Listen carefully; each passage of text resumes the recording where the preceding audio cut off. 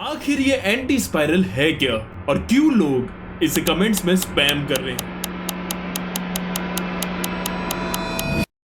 तो जो ये एंटी स्पाइरल है जो कि मुझे याद दिलाता है I'm a Ben 10 fan. If you are also, then comment your favorite alien. So Anti-Spiral is the main antagonist of the anime Tengen Toppa Gurren Lagann. Yes, इतना बड़ा नाम है। अगर तुमने ये एनिमे नहीं देखा है तो तुम्हें एंटी स्पाइरल को समझने में दिक्कत हो सकती थी, लेकिन तुम बोकुवा हर्षित के चैनल को देख रहे हो। मुझे पता है ज्यादातर लोगों ने ये एनिमे नहीं देखा होगा, इसलिए मैंने इसे इतनी अच्छी तरह से एक्सप्लेन किया है कि तुम्हें सब कुछ समझ में आ जाएगा एंटी स्पाइरल के बारे में। बट हाँ, इसमें स्पॉयलर्स होंगे एनिमे से related, so now it's your call, तुम्हें देखना है कि नहीं। इस वीडियो को मैंने पार्ट्स में डिवाइड करा है। पहले हम बात करेंगे एंटी स्पाइरल है क्या, फिर उसकी हिस्ट्री के बारे में, देन उसकी पावर्स, एंड देन लास्ट में कि ये कैसे डिस्ट्रॉय हुआ। तो चलो बिना वक्त गवाए सीधा स्टार्ट करते हैं। लेकिन वीडियो शुरू करने से पहले हमारा जो रिचुअल है उसे फॉलो करते हुए कमेंट जरूर कर देना एंटी स्पाइरल, या फिर इससे थोड़ा सा नया कुछ करते हैं। कमेंट करना बोकुवा एंटी स्पाइरल। और हाँ, आज मैं प्रॉमिस कर रहा हूँ जो भी कमेंट करेगा उसके मैं कमेंट्स लाइक जरूर करूंगा। और हाँ, मेरे डिस्कॉर्ड को भी जाकर ज्वाइन करो, लिंक डिस्क्रिप्शन में। What is anti spiral? Anti-Spiral is not a physical being, it is a collection of unconscious mind. समझ रहे हो इसका मतलब कि उसकी बॉडी का कोई प्रॉपर शेप या साइज नहीं है। और एनिमे में हमें दिखाया भी है कि एंटी-स्पाइरल एक इंडिविजुअल नहीं बल्कि एक पूरी रेस है। They are omniscient, omnipresent and omnipotent. और साफ शब्दों में कहूं तो he is not living in the universe, he is the universe. History of Anti-Spiral.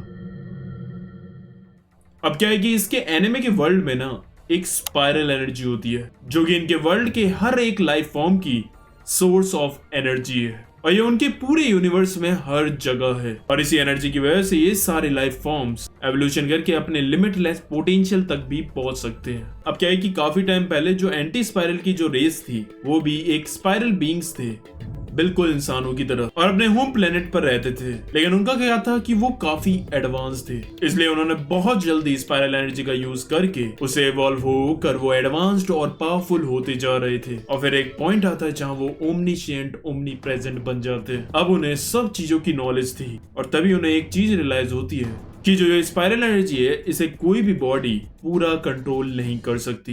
एक टाइम पर आकर ये इतना ज्यादा ग्रोथ कर जाएगी कि ये अनकंट्रोल हो जाए, और उन लाइफ फॉर्म से जो भी स्पाइरल एनर्जीज निकलेंगी उनसे गैलेक्सीज बनेंगी। फिर वो और इवॉल्व होकर और गैलेक्सीज बनाएंगे, और फिर ये गैलेक्सीज एक दूसरे को निगलने लगेंगे, और एक पॉइंट पे आकर वो ब्लैक होल का रूप ले लेंगे जिसमें सब कुछ निकल जाएगा और इस दुनिया में कुछ नहीं बचेगा। Then the universe would return to nothingness. और इसी चीज को उन्होंने स्पाइरल नेमेसिस कहा है। अब स्पाइरल नेमेसिस को रोकने के लिए उन्होंने क्या किया कि उन्होंने खुद के ही लोगों की बॉडी को अपने होम प्लेनेट पर सील कर दिया ताकि उनका एवोल्यूशन रुक जाए। और अब उन्होंने अपनी पूरी रेस को मिलाकर एक जाइगेंटिक कॉस्मिक एंटिटी बना लिया है जो कि है एंटी स्पाइरल। अब उनका गोल यही है कि वो इस यूनिवर्स को बचाने के लिए वो स्पाइरल एनर्जी को इवॉल्व होने से रोकें। दैट्स व्हाई इनका नाम भी एंटी स्पाइरल है, अपोजिट ऑफ स्पाइरल। अब इस प्लान को एग्जीक्यूट करने के लिए उन्होंने यूनिवर्स में जितने भी स्पाइरल बीइंग्स हैं वो उन सब से साफ साफ डील करते हैं कि मैं तुम्हें एक लिमिट दे रहा हूँ, इससे आगे स्पाइरल एनर्जी नहीं बढ़नी चाहिए। यानी कि उसने एक कंबल दे दिया और उनसे कहा है जितना कंबल है उतने ही पैर पसारना। अगर पैर कंबल से जरा से भी बाहर निकले तो उन लोगों के प्लेनेट और रेस को वो खत्म कर देंगे। तो ये देखकर तुम समझ गए हो कि भाई ने अपना टोरा बना रखा है, मेरी मानो या मरो। अब जो हमारे स्पाइरल बीइंग्स हैं यानी कि ह्यूमंस, वो इस चीज से अगेंस्ट है।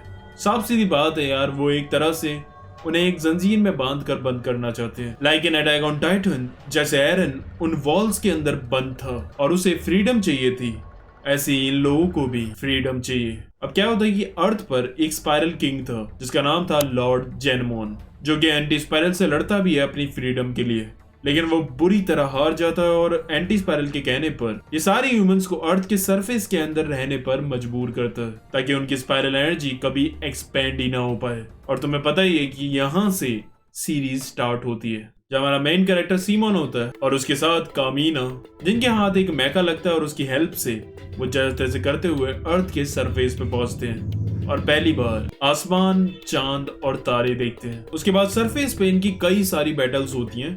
ये मैकाज को भी चलाना सीख जाते हैं, इनकी स्पाइरल एनर्जी भी इवॉल्व होने लगती है और फिर सीमोन इतना ज्यादा स्ट्रॉन्ग हो जाता है कि वो लॉर्ड जेनमोन को भी हरा देता है। फिर उसे पता चलता है कि साला असली विलन तो एंटी स्पाइरल है। अब वो सब मिलकर एंटी स्पाइरल से फाइट करेंगे, लेकिन उससे पहले हम थोड़ा एंटी स्पाइरल की पावर्स की बात कर लेते हैं। Powers of anti spiral.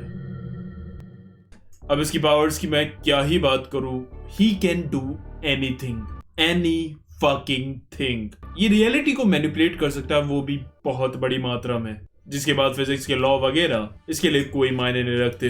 जैसे भाई की मूवी में होता है, बॉल ऊपर फेंकते हैं तो नीचे आती है ना। इसकी केस में वो बॉल कहीं भी जा सकती है, ऊपर, नीचे, डायगोनली, इधर उधर, कहीं भी। इसका स्पेस और टाइम पर भी पूरा कंट्रोल है, तो वो उसे कैसे भी चाहे वैसे मैनिपुलेट कर सकता है। कहीं भी कोई भी पोर्टल खोल सकता है, अपने हिसाब से टाइम को आगे पीछे कर सकता है और कहीं भी कभी भी पहुंच सकता है। I mean he is everywhere because he is universe.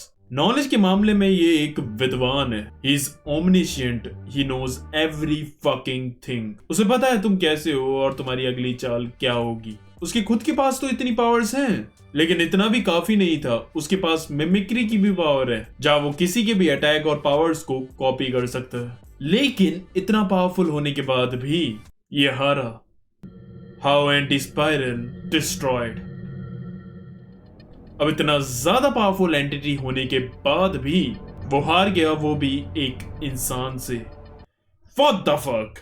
So you have to understand, वो भी तो कभी एक स्पाइरल बीइंग ही था, लाइक ह्यूमंस। इसलिए इतना पावरफुल होने के बाद भी एंटी स्पाइरल की भी वीकनेस थी, क्योंकि उसे चाहिए था कि सारी स्पाइरल पावर्स पर उसका कंट्रोल हो। लेकिन अगर कोई दूसरा बंदा स्पाइरल पावर को अचीव करे और उसे अच्छी तरह फोकस मैनर में कंट्रोल करके इवॉल्व करे, तो वो उसे भी ओवरकम कर सकता है। लेकिन अगर हम एंटी स्पाइरल की बात करें तो उसने अपना एवोल्यूशन रोक दिया है, ताकि अनकंट्रोल होकर सब कुछ तबाह ना हो जाए। अब जो फाइनल बैटल होती है वो एक सुपर स्पाइरल स्पेस में टेक प्लेस करती है, जहाँ एंटी स्पाइरल भी एक बड़े से मैका का शेप ले लेता है और वहां वो गैलेक्सीज को चक्कर की तरह उन पर फेंक रहा था। उसके बाद वो अपनी एक टेक्निक का यूज करता है, गैलेक्सी लेबिरिंथ, जिसे वो उन सबको मैनिपुलेट करके उन्हें एक मेंटल डायमेंशन में डाल देता है, जहाँ वो अपने पास्ट के ट्रॉमा में फंस जाए बिना उन्हें रियलाइज हुए कि बाहर क्या हो रहा है।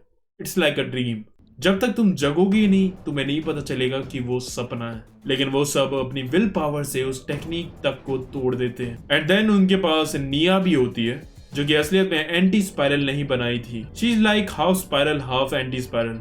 उन्होंने उसे क्रिएट किया था as a messenger to the spiral being, अपने फायदे के लिए, लेकिन बाद में उन्हीं की क्रिएशन उन्हीं के अंत का कारण बनी। एंड देन निया की पावर की मदद से वो सब अनलॉक कर देते हैं limitless potential of spiral energy, जिसे तुम स्पाइरल एनर्जी का पीक समझ सकते हो।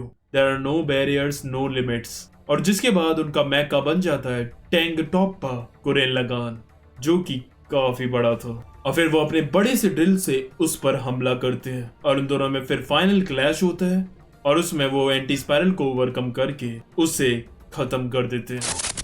तो बस यही था एंटी स्पाइरल के बारे में सब कुछ। एंड बात रही कि क्यों लोग एंटी स्पाइरल स्पैम कर रहे थे कमेंट्स में, तो उसका रीजन तो भाई मुझे भी नहीं पता, क्योंकि असल में उसका कोई रीजन ही नहीं है। जैसे विनोद वाले टाइम पर हुआ था, it's like that, no context, बस दूसरों की देखा देखी, किसी ने लिखा होगा तो दूसरे भी लिखने लगे।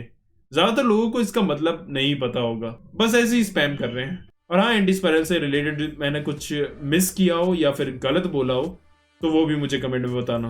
और हाँ, ये भी कमेंट करना कि अगली वीडियो किस टॉपिक पर। और हाँ, अगर तुम्हें ऐसी ओवर पावर्स कैरेक्टर्स पर वीडियो चाहिए तो कमेंट करना, क्योंकि बहुत से एनिमेज में ऐसे और भी मिस्टीरियस ओवर पावर्ड कैरेक्टर्स हैं।